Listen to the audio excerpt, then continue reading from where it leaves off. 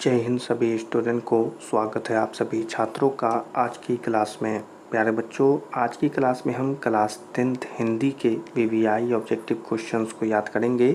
तो आप सभी छात्र इस क्लास को अच्छे से देखिएगा और सभी आंसर को याद कर लीजिएगा। तो चलिए आज की क्लास को शुरू करते हैं और पहले क्वेश्चन को देखते हैं।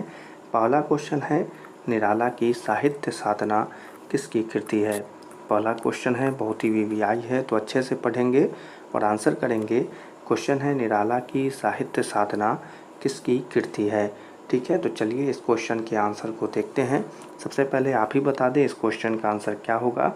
तो इस क्वेश्चन का जो आंसर होगा प्यारे बच्चों वो हो जाएगा रामविलास शर्मा। तो याद रखेंगे इस क्वेश्चन के आंसर को, आंसर हो जाएगा रामविलास शर्मा।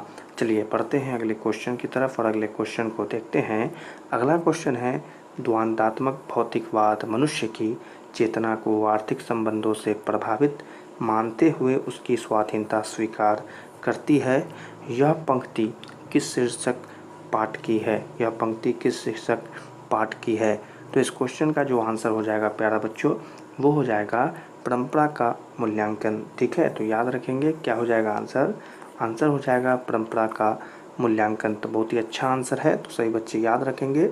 चलिए बढ़ते हैं अगले क्वेश्चन की तरफ और अगले क्वेश्चन को देखते हैं। अगला क्वेश्चन है, दूसरों की नकल कर लिखा गया साहित्य कैसा होता है। बहुत ही वीवीआई क्वेश्चन मैट्रिक परीक्षा में बहुत बार आता है। क्वेश्चन है, दूसरों की नकल कर लिखा गया साहित्य कैसा होता है। तो इसका जो आंसर होगा प्यारे बच्चों जल्दी से बता दें आप सभी भी क्या होगा इसका आंसर। इसका आंसर होगा प्यारे बच्चों अधम। ठीक है, तो याद रखेंगे क्या हो जाएगा इस क्वेश्चन का आंसर। आंसर हो जाएगा अधम। चलिए बढ़ते हैं अगले क्वेश्चन की तरफ और अगले क्वेश्चन को देखते हैं। अगला क्वेश्चन है, रफाल लियोनार्डो दा विंची और एंजेलो किसकी देन है। ठीक है, तो इस क्वेश्चन का जो आंसर हो जाएगा, छोटा सा क्वेश्चन है, इसका आंसर हो जाएगा इटली की देन है। ठीक है, क्या हो जाएगा आंसर। आंसर हो जाएगा इटली की देन है। ठीक है, तो बस आपको इतना याद रखना है। चलिए बढ़ते हैं अगले क्वेश्चन की तरफ और अगले क्वेश्चन को देखते हैं। अगला क्वेश्चन है, शेक्सपियर कौन थे। यह भी बहुत ही वीवीआई क्वेश्चन है, बच्चों ने पढ़ा होगा तो उन्हें पता होगा। तो इस क्वेश्चन का आंसर क्या होगा कि शेक्सपियर कौन थे। तो आंसर हो जाएगा कि नाटककार थे। ठीक है, तो क्या होगा आंसर। आंसर हो जाएगा नाटककार। चलिए बढ़ते हैं अगले क्वेश्चन की तरफ और अगले क्वेश्चन को देखते हैं। अगला क्वेश्चन है प्यारे बच्चों, निराला की साहित्य साधना कितने खंडों में रचित की गई थी। क्वेश्चन है, निराला की साहित्य साधना कितने खंडों में रचित की गई थी। तो आंसर क्या होगा प्यारे बच्चों इसका कि 3 खंडों में रचित की गई थी। ठीक है, क्या होगा आंसर। आंसर हो जाएगा प्यारे बच्चों कि 3 खंडों में रचित की गई थी। तो इस क्वेश्चन के आंसर को याद रखेंगे। चलिए बढ़ते हैं अगले क्वेश्चन की तरफ और अगले क्वेश्चन को देखते हैं। अगला क्वेश्चन है, लेखक रामविलास शर्मा का जन्म कब हुआ था। क्वेश्चन है, लेखक रामविलास शर्मा का जन्म कब हुआ था। तो आंसर हो जाएगा 10 अक्टूबर 1912। तो इस क्वेश्चन के आंसर को याद रखेंगे, 10 अक्टूबर 1912 इस क्वेश्चन का आंसर होगा। चलिए बढ़ते हैं अगले क्वेश्चन की तरफ और अगले क्वेश्चन को देखते हैं। अगला क्वेश्चन है, लेखक रामविलास शर्मा का जन्म कहाँ हुआ है। क्वेश्चन है, लेखक रामविलास शर्मा का जन्म कहाँ हुआ है। तो इस क्वेश्चन का आंसर बता देते हैं। आंसर हो जाएगा ऊंच गांव सानी। क्या हो जाएगा आंसर प्यारे बच्चों, ऊंच गांव सानी इस क्वेश्चन का आंसर है, तो याद रखेंगे। चलिए बढ़ते हैं अगले क्वेश्चन की तरफ और अगले क्वेश्चन को देखते हैं। अगला क्वेश्चन है प्यारे बच्चों, प्रेमचंद्र और उनका युग किनकी रचना है। ठीक है, बहुत ही अच्छा क्वेश्चन है, फिर से पढ़ेंगे। प्रेमचंद्र और उनका युग किनकी रचना है। एक बहुत ही वीवीआई क्वेश्चन है। तो इस क्वेश्चन का जो आंसर हो जाएगा प्यारे बच्चों वो हो जाएगा डॉक्टर रामविलास शर्मा। ठीक है, तो क्या हो जाएगा आंसर। आंसर हो जाएगा प्यारे बच्चों डॉक्टर रामविलास शर्मा। तो याद रखना है। चलिए बढ़ते हैं अगले क्वेश्चन की तरफ, अगले क्वेश्चन को देखते हैं।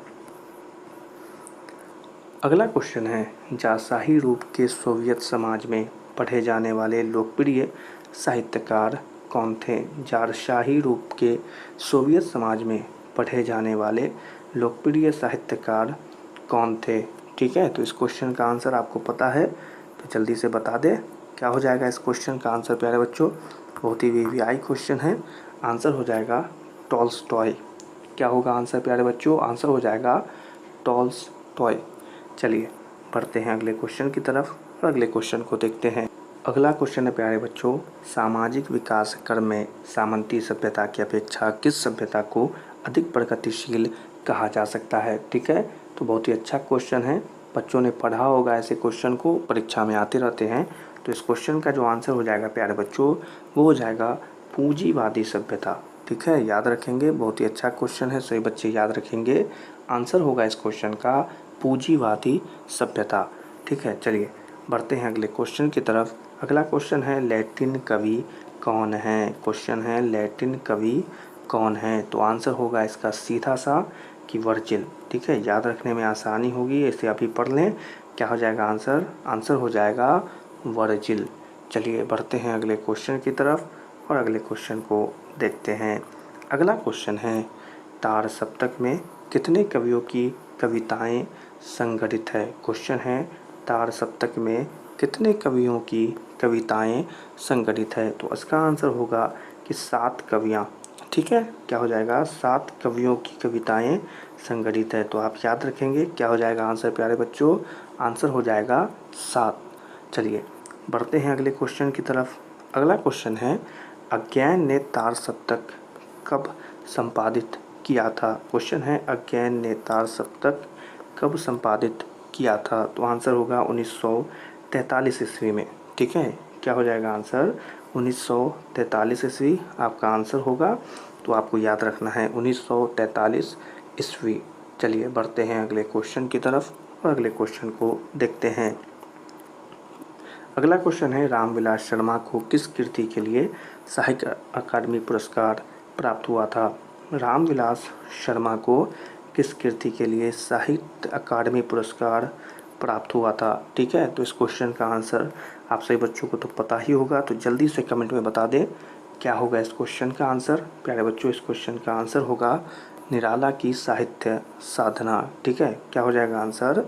निराला की साहित्य साधना। ठीक है, तो याद रखना है। और चलिए इसी क्वेश्चन और आंसर के साथ आज की क्लास को यहीं पर समाप्त करते हैं। आप सभी बच्चे क्लास में पढ़ाए गए सभी क्वेश्चन और आंसर को याद कर लें। और आज की क्लास पसंद आई हो तो इस क्लास को लाइक कर दें और अपने मैट्रिक परीक्षा 2025 के लिए चैनल को सब्सक्राइब कर लें। सभी छात्रों से मिलेंगे अगली क्लास में, तब तक के लिए आप सभी छात्रों को जय हिंद।